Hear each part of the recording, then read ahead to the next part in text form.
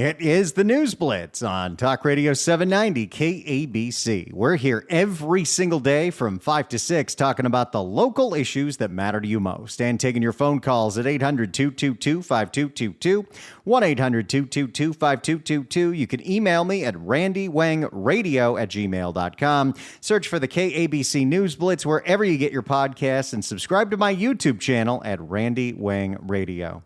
We cover a lot of LA City Council on this show because the LA City Council is endlessly entertaining for all of the wrong reasons. When you hear the buffoonery that goes on at LA City Hall, it hurts just a little more to know that these people make $220,000 a year. Yes! Plus benefits. And the LA City Council person we're going to be focusing on today happens to be the subject of a new potential recall effort. And that city councilman just happens to be my LA City Councilwoman in the Lake Balboa, Van Nuys area, Imelda Padilla. The neighborhood kids, the down-ass kids don't like it. This Imelda Padilla. Street pavements that are cooler. This Imelda Padilla. Broken windy theory. This Imelda Padilla. Those who are protesting want to get louder. They want to get more violent. Is now the subject of a recall. How could this be? What went so wrong for Imelda Padilla? To talk to us about this, it is my pleasure to bring on the News Blitz board member, communications officer, outreach committee chair, and the chair of education for the Lake Balboa Neighborhood Council, Miran Kalaydjian. Welcome to the News Blitz. Welcome and good evening.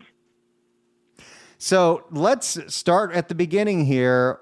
Why do we not want Imelda Padilla to be running Council District 6 anymore? It's a very simple reason because she failed.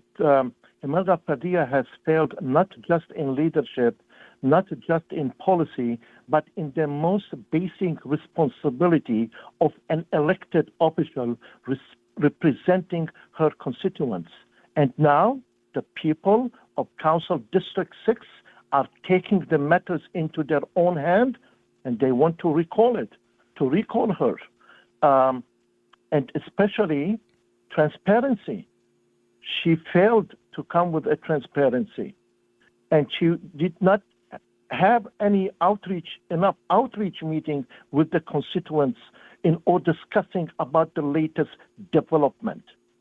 And the community. And I'm assuming what you're talking about there is this plan to turn the park and ride lot at the LA Metro station at Victory and Balboa, right next to the high school right there, Birmingham, turn that into an RV dumping ground. You are totally correct. And because if this is what she wants to do, this is actually a punishment to the community and all those they want to get to the public transit. And imagine there is another major issue. This is an impact on a large public park, LA River, and approximately 6,000 students attending the 7 schools at Balboa and Victory. Guess what will happen? It will happen a mess, a disaster. The safety to the students. This is a problem. This is not a solution at all. It seems like the strangest idea because, okay, we understand that because of the way the laws are written, we can't just crush a lot of these RVs into cubes. We have to store them somewhere while we go through the lien process. But of all the land, of all the places that are out in the city of Los Angeles, let alone Council District 6, the best place to store all of these derelict RVs is across the street from a school and adjacent to what's supposed to be the largest park in an Olympic venue in 3 years in the valley. Yeah, this is not the right location. Every council member, they need to do their homework. They need to do a better job in finding sites in order to complete such projects. But when you are coming on a parking lot and in front of the school and in front of other locations, this is very dangerous. This is going to change the entire picture and will destroy the character of one of the best districts. Well, and to that point, we have seen specifically in that area, and I know not all of this is her district, part of it is also Nithya Raman's district, but the Sepulveda Basin, which is finally getting paid attention to, has been quite a disaster over the last couple of years, where I think the last time we counted in September, there were 250 fires set this year in homeless encampments in the Sepulveda Basin, right next to the wildlife refuge, and of course, right next to where they want to have the Olympics. Right? And that's correct. And that's why the change that you are witnessing at the moment, it's because the community and the advocates were fighting so hard to see how they can get more attention and assistance. It's very important. Any council member must communicate with their constituents and answer their need. And the city department services, they must provide the correct services in order to make those changes. This is in a very difficult and complicated time at the moment. So specifically on issues like homelessness and homeless encampments, which, there have been notable ones, especially on Haskell near the 405 freeway, on Victory, adjacent from that park. How has Imelda Padilla failed this district? First of all, no one knew about this project. And she never informed. There was no community outreach, and she never received an input from the community and the constituents. Before you do any steps moving forward, you need to discuss the matter with your community and make sure that you have the support. But she doesn't have the support. Imagine you have another project going, which is the 194-unit affordable housing development across the road from Birmingham Charter School. And that is within walking distance of the Metro G Line and Balboa station. This is crazy. There are very serious concerns about school safety, increased construction and pickup drop of traffic. And what this is described is a lack of transparency in the approval process. Well, and let me just tell you, as somebody that drives past that school every single day at pickup time at 4 o'clock, any more traffic to that specific corridor where it's already a madhouse with parents picking up their kids, that sounds like somebody that hasn't thought this through. It's not only doesn't have through, but when you as a council member trying to make any project on a different site, that you need to go to the right process. There needs to be report back. There are city departments under the charter of the city of Los Angeles. They must give the reports. There are no reports. Where is the traffic reports? Where is the building safety reports? Where is the Bureau of Engineering report? Where is the Department of Fire report? These are the important questions, and this is even raised more concern on that red flag on moving on this approval. It's unacceptable. Having a project in front of the school, it's going to shut down other community activities across our Birmingham Community School. It's impossible. The same problem with 208-bed tiny home village in the Metro Link in Sun Valley. Having in that location, you are going to block all the business. You are not giving the privilege for anyone to work there and to get their metro and their transit to go where they want to. This is a disaster. We're speaking with Miran Kalaydjian. He is a board member on the Lake Balboa Neighborhood Council. He is looking to recall LA City Councilwoman Imelda Padilla. That's Council District 6. That's parts of Sun Valley, Arleta, Van Nuys, and of course, Lake Balboa. One of the other issues that a lot of constituents have been upset with Imelda Padilla about is what she wants to do with the dog parks that are on Victory Boulevard and White Oak, where currently she thinks there needs to be more bike paths along the LA River, so we need to make a massive project and cut around and reduce the size of those dog parks. What do you think about that? From engineering perspective, The lane doesn't allow for you to do that. The lane is very tight. It is very complicated and unreasonable request of doing that path. You must do a lot of changes at the edge of the park in order to add bike lanes. It's important to have bike lanes. I bike almost every day, but it needs to have a free access away from traffic, away from the pressure around the area itself. It's impossible. It's impossible. She should have done a better homework and thought thoroughly of how she can find a bike lane in a different location. When it comes to, the issues that people think about the most, living anywhere in Los Angeles, but it's as true as the Valley, as it's true as in downtown LA, homelessness is a big issue, but public safety, which also could be wrapped in that, is a huge issue. How has Imelda done specifically on public safety in this district? Okay, District 6 is, the data is very clear. The crime has been growing up. And also public safety is not being controlled very well. And that's, where is the solution for it? It's critical for that district to have a better source of supporting and protecting the community. And also the violent crime and property crime, the LAPD staffing crisis, the homelessness, RV encampment, and public health, the human trafficking and prostitution in the corridors, and there are some arson and illegal fireworks.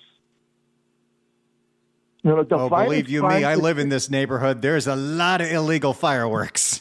Yes, and the violent crime is up to 6 to 12% across several D6 neighborhoods in past year. The property crime is up to 10 to 15%, for example, in Panorama City and Van Nuys commercial zones. Homeless-related falls up to 20 to 30% in the Van Nuys corridor. LAPD Valley Bureau staffing lowest in 25 years. So what is the specific plan to increase officer staffing in Van Nuys Division and Valley Bureau? Actual numbers, targets, and timeline.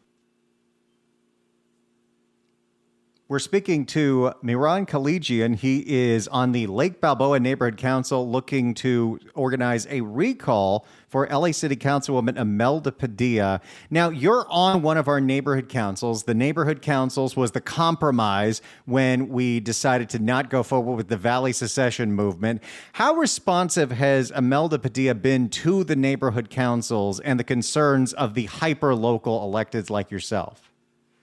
First, the relationship needs to be very transparent and open door policy. This has been not easy, and that has been not difficult. We do correspond via her office, and the response that we receive is not realistic. I hope that she will show up and she can talk directly to her community and explain what is her next plan. That's all she needs to do. She needs to listen to her community and constituents. That has not been done yet. So when it comes to recalling her, a couple of things come about. Where are we at in the process with that? Is it still at the collecting enough signatures to get that to be something we can collect more signatures for? What do people in District 6 need to do to move forward with this if they're like yourself and had enough of Imelda Padilla? So first of all, the petition was submitted to the city clerk on Monday, November 10, and was approved for circulation on November 12.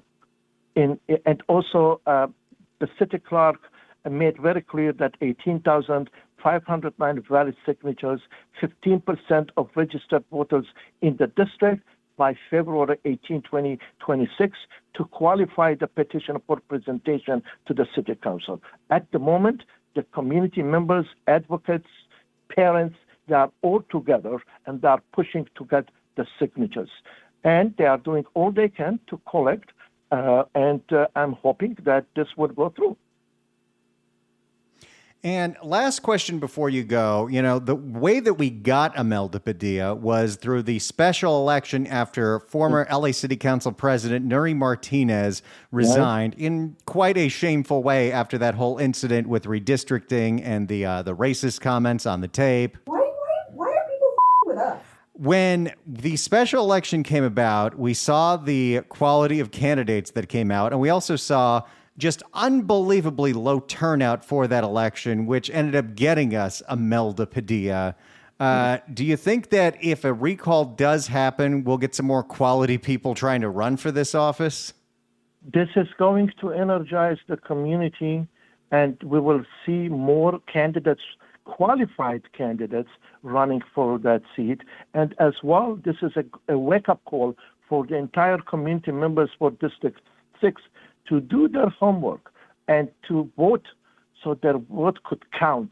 And this is one way, actually, to bring more awareness and to bring the unity of the community members together. Miran Kalaydjian, he is a board member with the Lake Balboa Neighborhood Council. If people in the district want to sign this petition, where can they go? What can they do? All they can do, there is a website for the recall. There is a Facebook page for the recall, and the recall, let me give you the, and then the recall is, and there is actually an email on that recall for Imelda Padilla, and then they can reach out to that email, and I know that email is, one second. Sure, go ahead and pull it up. Yeah. So they can email recallimeldapadilla@gmail.com, and by reaching out to that email, they can ask for the petition, and they will walk them through the steps. Okay, so all you have to do if you live in District 6 and you have had enough of Imelda Padilla is email recallimeldapadilla@gmail.com, and you'll find out how to sign and return that petition. Recallimeldapadilla@gmail.com. Miran Kalaydjian of the Lake Balboa Neighborhood Council, thanks so much for joining us and getting the word out on this. Thank you so much. I had the pleasure of speaking with you. Thank you so much for joining us. 800-222-5222 is the telephone number. 1-800-222-5222 is what we do here. We talk about grassroots movements, and in California, there's nothing more grassroots than a recall. And even though it's a small district and it doesn't get a lot of attention, these things can happen and they can be successful.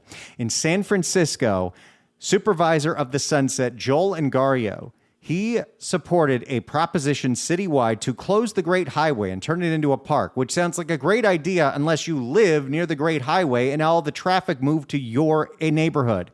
So what happened?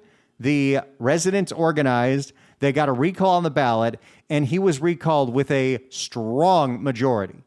And then there was that whole situation where Daniel Lurie appointed a pet shop owner with no experience, and she resigned a week later, and now they've got a guy there with the last name Wong, so probably a solid guy. We'll see. No relation. Thanks so much, everyone. It's the News Blitz with Randy Wang on KABC. It's the News Blitz with Randy Wang on KABC.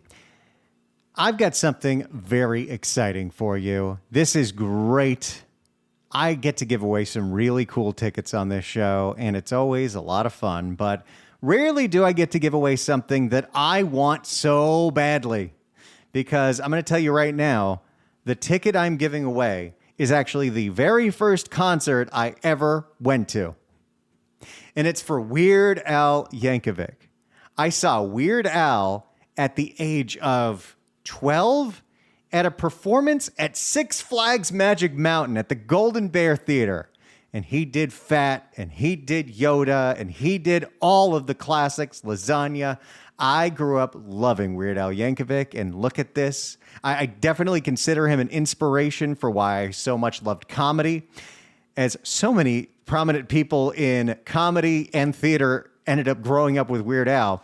Anyway, Look at this. 790 KABC welcomes Weird Al Yankovic, the bigger and weirder 2026 tour at the Acrisure Arena on September 13th, 2026.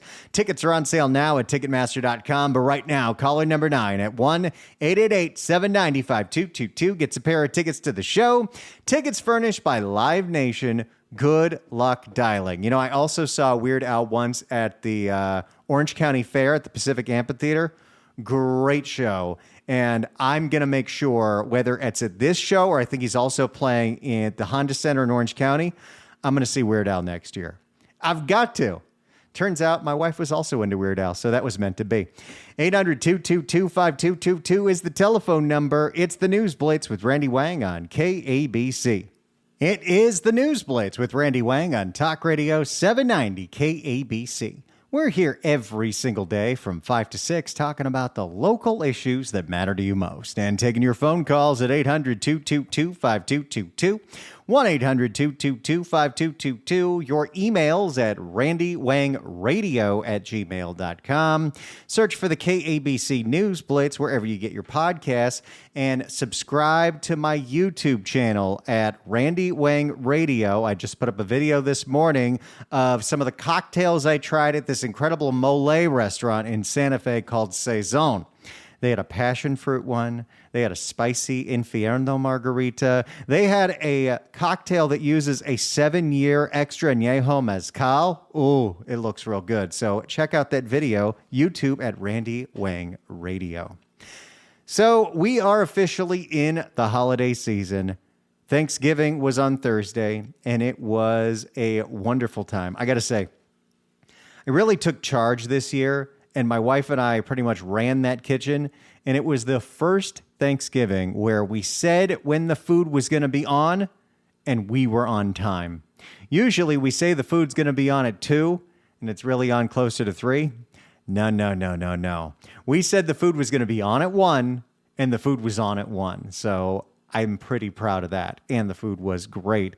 We did a smoked turkey breast from Greenberg, which is in Tyler, Texas. My sister-in-law gets one from her company every year as a thank you gift. So that's a pretty cool benefit to a job. But we didn't feel like we had enough turkey. So we were also going to get a turkey breast. Weren't sure what to do with it. I didn't want to take up too much oven space. And we ended up using my mother-in-law's Instapot. I don't have an Instapot. I have the Breville pressure cooker, which I think is much nicer, although I got it on a huge sale at Sur La Table. But I looked up a recipe for the pressure cooker boneless turkey breast. And I'll tell you a couple of things off the bat. I definitely could have cooked it a little less. It wasn't dry. It was a little dry. But I think I know some ways around it. One, we decided to broil it at the end because we wanted to crisp up the skin. We don't need the skin. You know, when I smoke a turkey breast, I take the skin off because, you know, it's mostly about the flavor in there.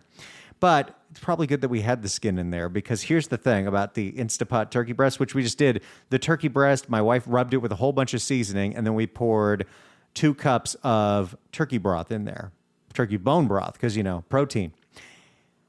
When we opened that Instapot, it smelled so good. We were actually going to use a store-bought gravy. We ended up making gravy with those drippings and just, you know, throwing some cornstarch in there. And it was so good. Plus, if you put that gravy on the turkey, it was great. We had 2 kinds of stuffing. My sister-in-law, who is from New Orleans, made a French bread traditional stuffing. My wife, who's gluten-free, made a cornbread gluten-free stuffing that was just delicious. We had a Parmesan broccoli dish that went wild. My mother-in-law makes her cranberry relish, which is always a hit, and she made a cranberry slaw. It was a great Thanksgiving. Oh, yeah, and we made sweet potatoes, and we went sweet on the sweet potatoes because my 6-month-old niece was going to eat them, so we probably didn't want to make them spicy, but we didn't make them too sweet, so I thought they were pretty great. Then after Thanksgiving, which, by the way, I'll get more into this on Friday, but we found out the night before that one of our favorite bars in town, which is the hotel that is very close to where we are, happened to be open on Thanksgiving night because all the hotels are, because they're serving guests. So after everyone, you know, crashed out on Thanksgiving at like 3 o'clock, around 5, My wife and I took the dogs to Joe's Tequila Bar and I haven't even posted the videos yet of the tastings because I have to just absorb them. But we started experimenting with all kinds of mezcals. And let me just tell you, I ended up getting into a world of mezcal I'd never even heard of called pachugas.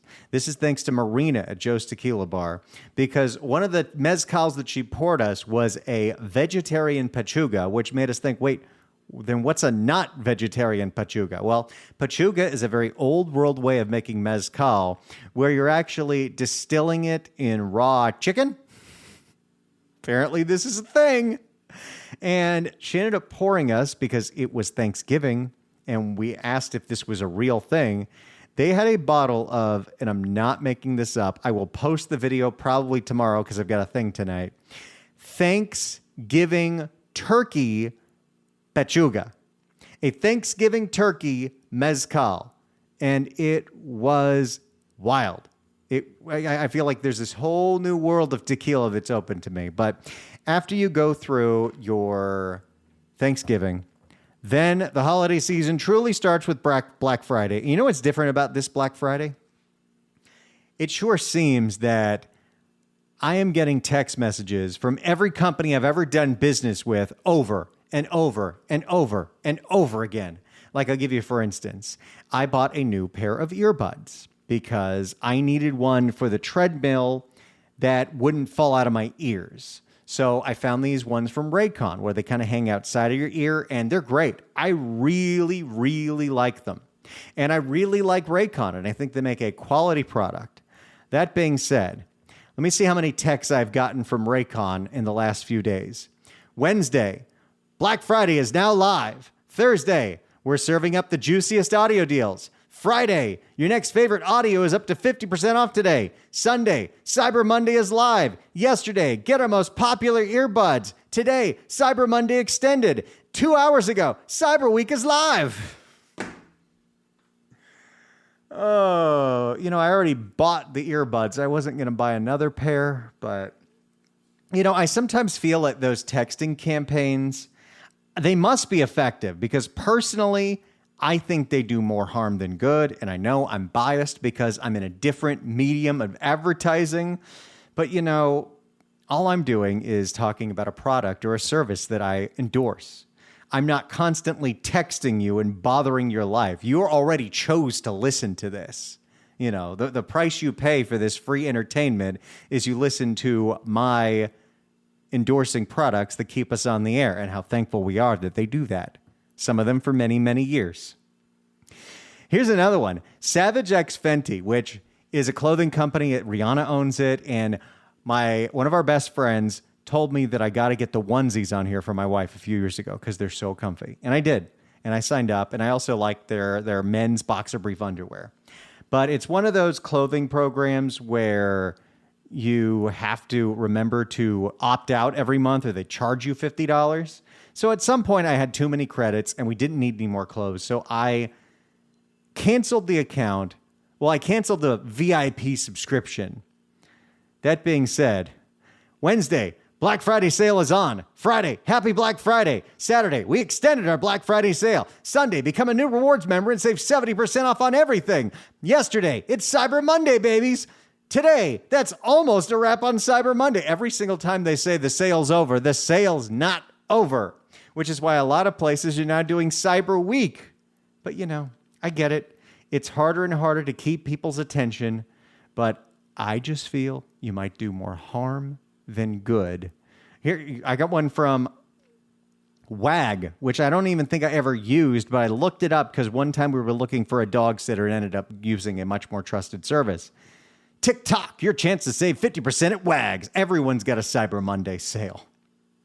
I did not participate in Cyber Monday because I overly participated in Black Friday. My wife and I went to Chocolate Cashmere, which is exactly what it sounds like, a store that sells chocolate, and more importantly, a store that sells cashmere. And let me tell you, that store, while it's not the cheapest, they have a lifetime warranty on all their products, which, if you're going to wear these things for a lifetime and something happens to one of them, which that happened to us once, They take it, they fix it, they bring it back to you. It didn't cost you anything.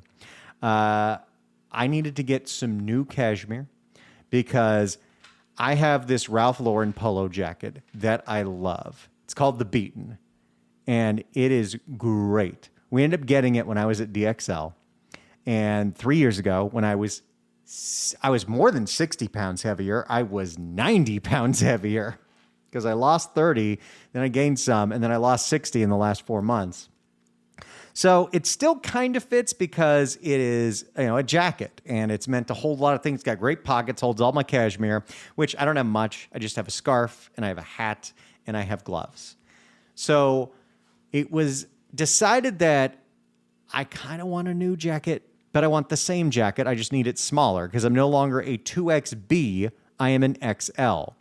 So I was waiting for a Black Friday sale. In fact, I subscribed to Ralph Lauren. I got their app, and I'm getting inundated with notifications from them every day. And the jacket wasn't on sale there, but it was on sale at Macy's for 30% off. But I decided, since I already own the blue, I want to get a different color. So we got the olive color, and it's coming today, I think. I can't wait. I'm super excited. But the thing is, the olive jacket wouldn't go with my navy blue cashmere scarf and my navy blue cashmere hat. So I got some really pretty brown ones. My gray gloves will go with anything. Then my wife found a few things that she loves, including this white cashmere hat that for her hair color just pops. That and the new coat that she was walking around in, she looked like a winter princess. And I just happen to be married to her, so that's pretty darn cool. But spent enough there for the whole week. So, and that technically counted as Small Business Saturday too, but I don't need to do any Cyber Monday. I'm starting to figure out gifts for friends and family and coworkers. But now we're on to Travel Tuesday. And Travel Tuesday is another extension of this never-ending holiday celebration week. I know some people do Giving Tuesday, but, I think Travel Tuesday may be a little more fun. And let me just tell you, I've seen some deals out there, but I think the best deals are the days that lead up to Travel Tuesday. I honestly, because I'm a travel nut, because I've been looking at planning this Europe trip, I have been on the travel sites every single day. And I look at the aggregators, I look at each individual airline, and it is wild. Let me just tell you, I have been following an American Airlines flight from Europe to the United States near the end of the year. That's as specific as I'll get. But I've been tracking the same flight every day for a month. And business class seats went from 150,000 points to 200,000 points to 300,000 points to 400,000 points to 200,000 points to 150,000 points to 400,000 points to $300,000 points.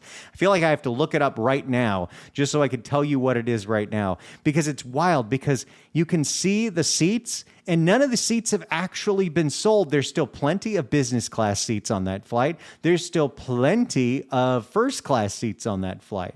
But I check it every day because it's so weird. It's so dynamic. American is strange that way. Okay, just the main cabin is 127,000. Business class, 450,000. And this is on Travel Tuesday. That being said, I found a different airline that ended up having a much better deal, because if I wanted to fly business class from the place I was thinking of till the place I'm going to land near the end of the year, that would now cost 900,000 American miles. And I have 13,000 American miles. That's not going to happen. But they're charging you this much, and they still have 1, 2, 3, 4, 5, 6, 7, 8, 9, 10 business class seats available. They still have 3 first class seats available. So you got to check every app. And, if you are in a affiliation with like One World, where, American's One World, Alaska's One World, Aer Lingus, Iberia, there's a whole bunch of them. You sometimes have to check every single app to see which app releases, which seats releases, and gives you the best deal. And if you're consistent and you are tenacious and you see a deal and you have the points to snatch it up, do it. Because points are refundable. You can always change the flight. And I know if you have Amex points or Chase points, it's a risk transferring them. But if you transfer them to a place you know you're going to go again in the future, It's time to get after it. I have used up a lot of points. I'm going to get into all kinds of details on Friday, but I'm pretty darn excited about it. It's the News Blitz with Randy Wang on KABC. It's the News Blitz with Randy Wang on KABC. This is so cool.